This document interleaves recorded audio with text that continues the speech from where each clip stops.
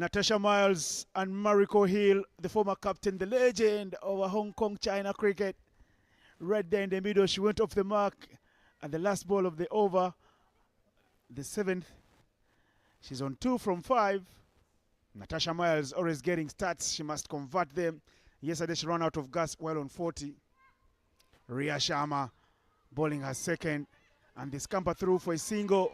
A very quick one. These two, Natasha and Mariko, are the mainstays of Hong Kong China's batting. Mariko, of course, a former skipper, and she's played in a fair break invitation of that women franchise tournament and turned in huge scores.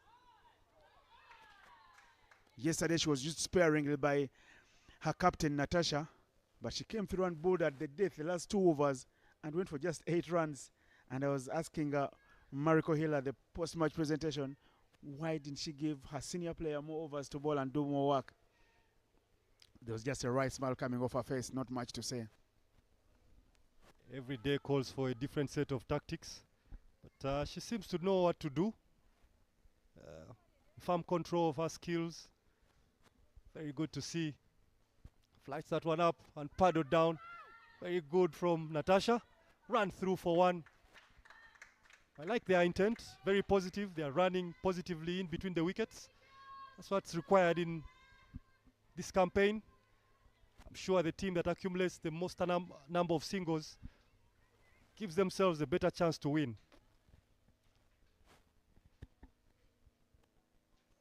Ria. Dot ball. Good business there for Ria. She's doing very well, being very disciplined. Giving them no room to work with. She's bowling stone dead into the middle stump. You miss a hit kind of stuff. Taking away the freedom of the batters to swing their arms. Restricting their movements. Knowing that if they miss the ball, they'll be sent packing. So she's challenging the defenses of every batter. Wide outside off stump on that occasion. I think that was a bit too harsh. But nonetheless, the man in red stretches his hands. The line does belong to the umpire. The line is not yours all for the bowler. In the air, who wants that? Hit over the infield.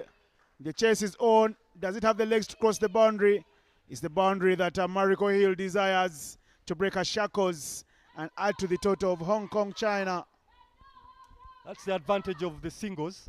When you take many singles and then get a boundary, all of a sudden you're moving at 7, 8 and over.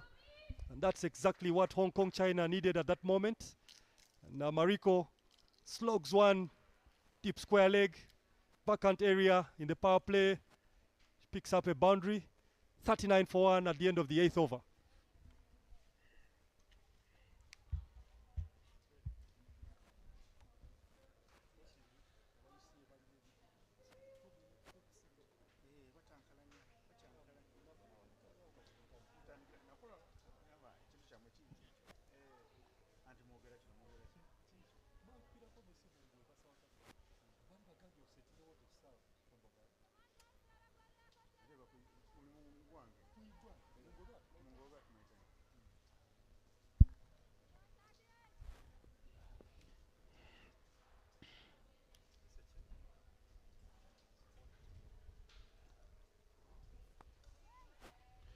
Indubama, the skipper, introduces herself into the attack. She'd love to be invisible. Indo knows her tactics. She won the toss. She said she would love to bowl. Conditions quite still favoring the bowling. But she's hit in that vacant region. All the way to the boundary.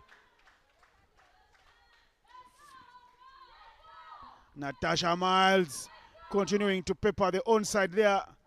The shot of intent from her across the line, but it's right off the middle of the bat.